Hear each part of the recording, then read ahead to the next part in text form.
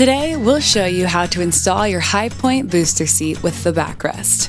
Ensure vehicle seat is in the upright position before placing the booster on the seat. Push the seat against the vehicle seat back. Ensure it is positioned correctly so the vehicle head restraint allows the backrest to lie flat against the vehicle seat back. If the vehicle headrest affects the position of the booster, you should remove it.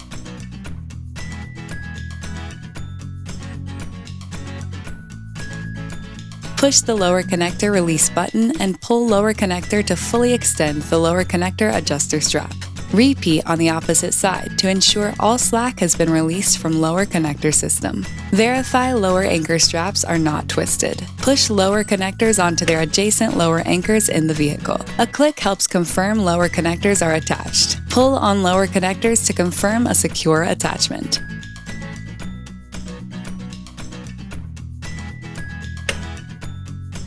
Guide the booster seat into place while pulling the lower connector adjuster strap to remove slack.